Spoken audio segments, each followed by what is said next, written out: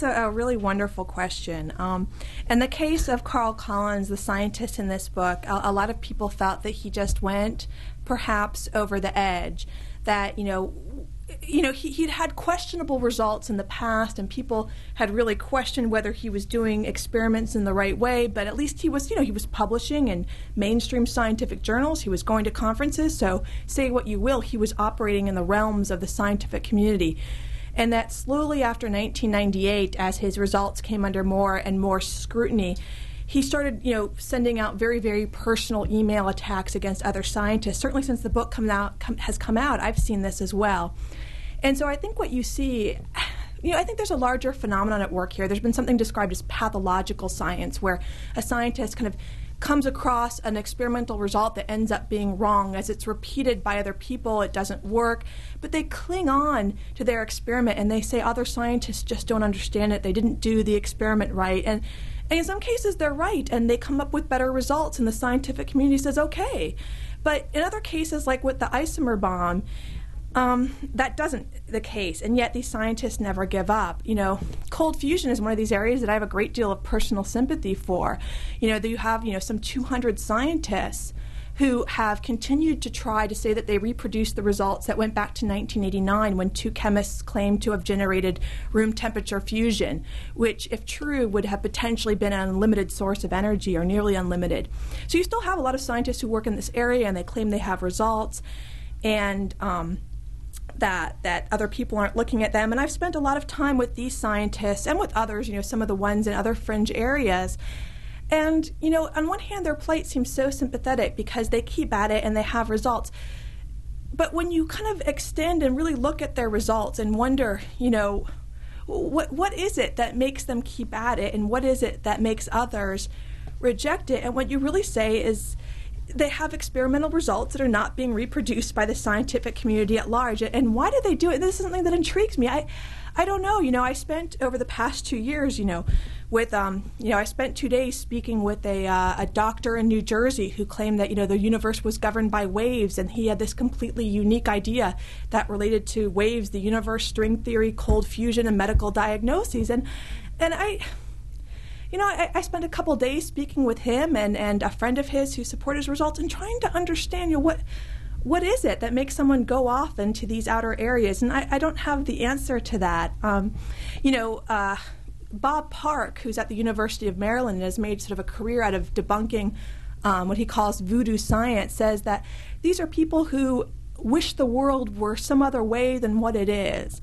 And I think that's part of it. But I think there's also something more personal at work there, sort of our inability to see our own failures. I don't know. I don't have the answer there. I keep wondering and keep looking what makes people believe in certain things. I don't know.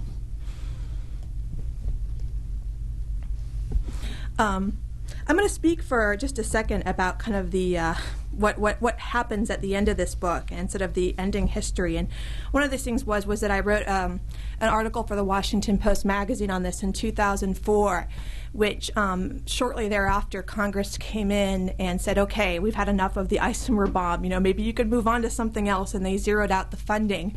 And then the same year they did that, the Energy Committee came in and added $5 million for isomer and isotope production. So I like to say that bad ideas never die in the Pentagon. They just sort of live on.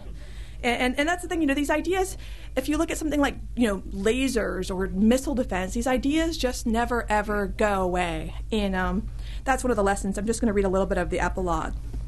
It must have been a stunning sight, reflected off a guard's flashlight, the shiny metal cast back an eerie silvery glow. It was Saturday in the sleepy border town in Bulgaria when the Border Patrol stopped a car holding 3 Romanians and a Bulgarian driver. The group was preparing to cross the Friendship Bridge, which links two countries whose relations have never been all that friendly. A routine check of the car turned up an unusual find, over 3 kilograms of pure hafnium. What did the border guards think as they searched the driver and spotted the hafnium metal tucked under his jacket? Perhaps they had no idea what the lump of mystery metal was. Did they instinctively reach out to touch the metallic object, or did they hesitate, worried that it might be some dangerous radioactive substance? How did they even know to search the driver? Did someone tip them off? The Bulgarian seemed almost in awe of the precious metal, slick and shiny even its unrefined form, and anxious to advertise to the world their diligent checkpoints. Bulgarian police have arrested 4 men trying to smuggle into Romania a substance scientists say that can be used to make powerful explosives or dirty bombs, Reuters reported in September of 2005. It's a very rare element, very beautiful and extremely expensive, Marina Nizamska of Bulgaria's nuclear regulatory agency later told AFP. It can be used as a material for rockets and even for a bomb, she said, according to the Reuters report. The hafnium capture turned out to be good publicity for the upwardly mobile Balkan country, whose porous borders have often proved a convenient transit point for illegal goods. Bulgaria thwarts smuggling of nuclear material, announced one headline as reports of the capture spread over the international wires. The Bulgarian authorities even went as far as to call a special press conference to explain the great importance of the intercept for Bulgaria's national security. Like the Czech Republic's desperate attempts to impress the West with its reports, never verified, of 9/11 mastermind Mohammed Atta's visit to Prague, there was a ring of self-promotion in the Bulgarian government's jubilant announcement of captured hafnium. What was even more concerning, perhaps, was that the subsequent claims made the various news reports that the hafnium was destined for the Middle East. Probably no one involved in the affair quite got the irony that hafnium was traveling back to Romania, the country where some might argue the isomer bomb was first born. But in the spirit of grandiose claims, one of Scotland's leading newspapers, the Sunday Herald, did run a full article asserting the hafnium capture was tied to Iran's nuclear weapons program. The Sunday Herald has learned from Romanian sources that an Arab-dominated Bucharest media was the intermediary in the hafnium deal.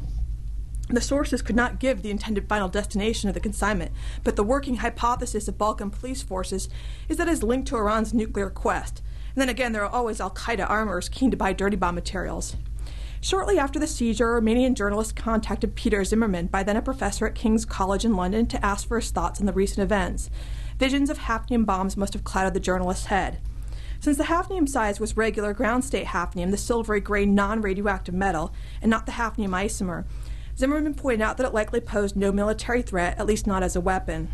Even if it were hafnium isomer, it couldn't be used as a bomb, he noted, going on to reprise briefly the scientific debate over isomer triggering. Asked for what threat, if any, regular hafnium might pose, Zimmerman suggested one possible danger. If dropped from a couple meters onto your foot, a 3 kilogram of hafnium could cause injuries.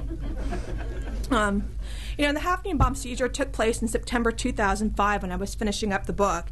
And it was the same month that the United Nations nuclear body, under pressure from the United States, declared Iran to be non-compliant with its non-proliferation obligations. So, I like to ask, what difference does it make? And it makes all the difference.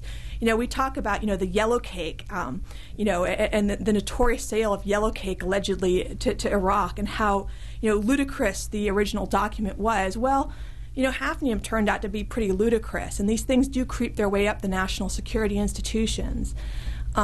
So while the hafnium bomb is really a story in microcosm, I think, and I hope it points out to a larger concern within the Pentagon and the intelligence community that, these things really are rocket science. And, we shouldn't be beholden to scientists. They don't have the answers to everything. I remember that the Jasons are often criticized as being arrogant and, they don't review well new areas of science. And, peer review is flawed and the scientific community is conservative. And all I can say is I'm sure that all those things have elements of truth. And those within the scientific community are often very critical of peer review. They say that scientists are way too ready to criticize proposals that contradict their own results or could be competitive with their funding.